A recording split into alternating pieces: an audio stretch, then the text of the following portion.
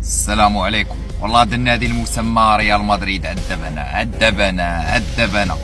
المركز التاسع في ترتيب دوري الأبطال، مسجل علينا حارس. هذا أربيلوا والله واضح لكم. أنا أقول لكم، أنا أعرف أربيلوا كلاعب، أنا أتذكره كان يا رجل ظهير العار، أي واحدة من جهته يمر. فواحد لم يكن أساسا لاعب جيد، كان ذلك النوع من اللاعبين الذي نسميه الموظف 7/10، أقصى مستوى يمكن أن يقوم به. ترى أربيلو هذا لم ينشهر بسبب أدائه، لم يلعب في مدريد لأنه أفضل لاعب في العالم في مركزه، لاعب لأنه من ذلك النوع الذي يحافظ على الأجواء في للنادي وهذا هو السبب. بيريز يريد واحد يكون دمياله، يريد واحد يطيع الأوامر، يريد واحد أراغوز على قولة إخواننا المصريين.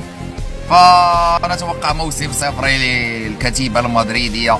تخيل عندك في الهجوم، عندك في كل مركز طائرة حربية، وللأسف لا تجيد استخدام هذه الأسلحة وهذه الترسانة.